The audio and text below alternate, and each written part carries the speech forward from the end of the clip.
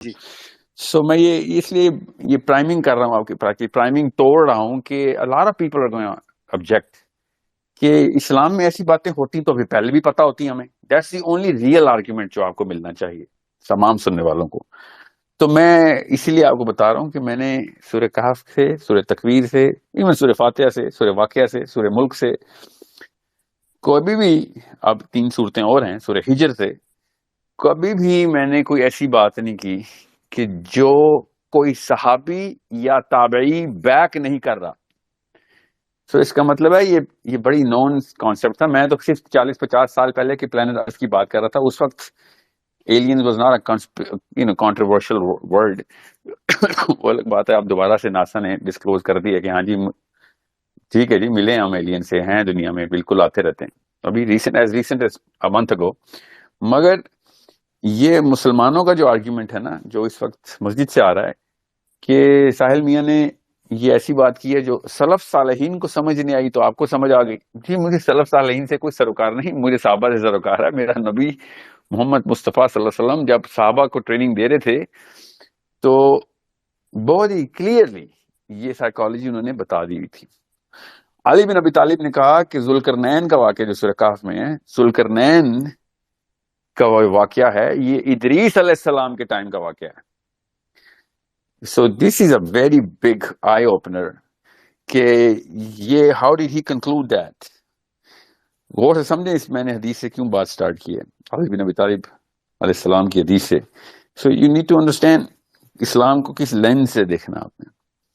جب علی بن ابی طالب ادریس کا بتاتے ہیں، عمر خطاب کے ٹائم پہ ایک صحابی کے ہاں بچہ ہوا تو انہوں نے اس کا نام ذوالقرنین رکھا. تو عمر خطاب نے کہا کہ یہ کیا نام رکھا آپ نے، انسانوں کے نام ختم ہو گئے تھے جو آپ نے اب فرشتوں کے نام رکھنے شروع کر دیے.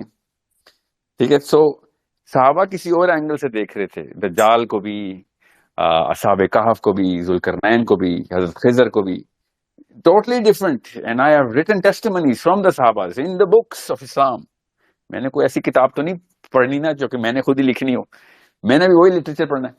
سو فرسٹ اینڈ فارموسٹ سورہ کہف کو ایسکیٹالوجی میں سمجھنے کے لیے، ایسکیٹالوجی کا مطلب ہے اینڈ آف ٹائمز کے معاملات کو سمجھنے کے لیے آپ کو اس اوریجنل سائیکالوجی میں آنا ضروری ہے، جس اوریجنل سائیکالوجی میں صحابہ نے یہ سارے معاملات کو دیکھا. اب ہم دجال کو نہیں پہچان سکیں گے تو ذوالقرنین اور حضرت خضر کو کیسے پہچاننا ہم نے. دجال کو بھی ہم نے ڈائلوٹ کر دیا ہوا ہے. حالانکہ جب عرب کی ٹائم، نبی اسلام کے ٹائم میں عرب میں جب ایک ایسا بچہ پیدا ہوا، انسانی بچہ جو کافی عرصہ رہا بھی، نبی اسلام کے وصال کے بعد بھی رہا وہ بندہ، اور علماء تو ان کو صحابہ کے ہی لکھتے ہیں کہ وہی اب ظاہر ہے مسلمان ہی فوت ہوئے اور مدینہ میں ہی فوت ہوئے. تو وہ ایک انسان پیدا ہوا اور صحابہ نے تشویش کی کہ ایک عجیب و غریب واقعہ ہو رہا ہے اس بچے کے ساتھ جب وہ پیدائش ہوئی ہے اس کی، اور تب سے وہ ابھی چھوٹا سا ہی ہے اور بہت عجیب واقعات ہو رہے ہیں اور بہت غالب گمان ہے کہ دجال ہی ہے. تو نبی علیہ السلام خود تشریف لے کے گئے بچے سے ملنے، اور ساتھ عمر خطاب تھے اور بھی صحابہ تھے. سو جب اس بچے سے ملے نبی علیہ السلام تو اس بچے نے بڑی بدتمیزی کی نبی علیہ السلام سے، اور بہت بدتمیزی سے جواب دیے کچھ سوالوں کے، یہاں تک کہ عمر خطاب نے کہہ دیا کہ یا رسول اللہ میں تو اس بچے کو قتل کر دوں گا، مجھے اجازت نہیں، یہ تو کوئی اور ہی چیز ہے. تو نبی اسلام نے ارشاد فرمایا کہ عمر اگر تو یہ دجال ہے تو پھر تو اسے قتل کر ہی نہیں سکتا، اور اگر نہیں ہے تو اس بات پہ اس کو قتل نہیں کرنے کی اجازت دوں گا میں تو. ٹھیک ہے. تو what I'm saying is کہ ہم نے کسی اور ہی طریقے سے دیکھی ہیں سب چیزیں. جب ایک سمپل سا سوال آپ کو پتا ہوگا تمیم الداری کی حدیث کا، کہ تمیم الداری کی رضی اللہ عنہ کی جب کشتی ایک بحری سفر پہ تھی اور وہ اس وقت مسلمان نہیں تھے، مگر نبی علیہ السلام کے بعثت کے بعد کا واقعہ ہے. تو وہ ان کی کشتی گم ہو گئی پانی میں، طوفان آئے ہوئے تھے،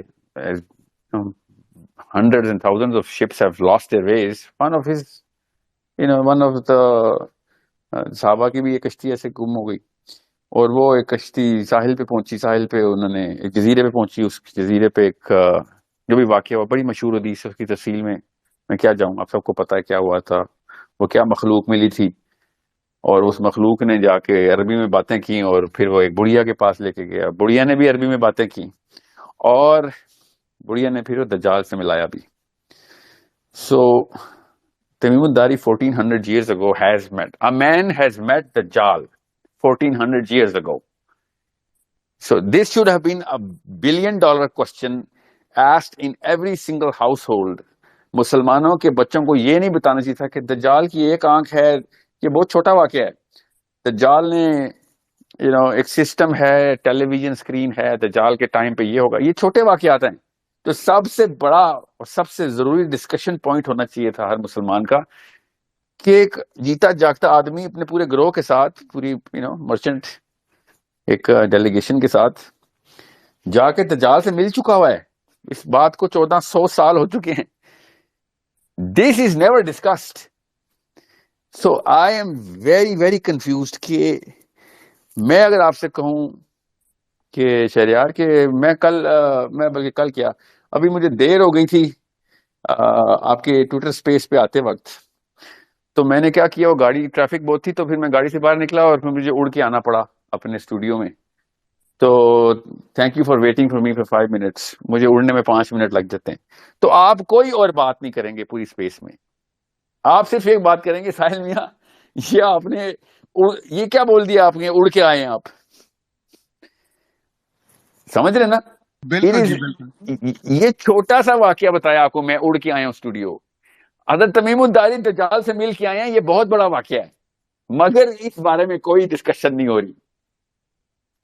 یہ میرے لیے ایک تشویش کا مسئلہ ہے کہ مسلمانوں کا آئی کیو اتنا کم ہے کہ اس اصلی باتوں کی بات ان کو سمجھ نہیں آتی. کہ اتنا بڑا K2 کا پہاڑ کے سامنے کھڑے ہیں، مگر وہ کھوکھے پہ چائے والے سے رش پہ بات کر رہے ہیں کہ 3 روپے فالتو کو لے رہا چائے کی. تو مطلب اتنا بڑا K2 نظر نہیں آ رہا. اور سوانے لکھیں گی ہوں گے، میں K2 پہ پاس گیا تھا، وہاں پہ میں نے چائے والے سے لڑائی کر کے واپس آ گیا، پاکستان نے بہت 2 نمبر. یہ نہیں بتایا کہ K2 اتنا بڑا K2 ہے، اس کی کیا خوبصورتی ہے.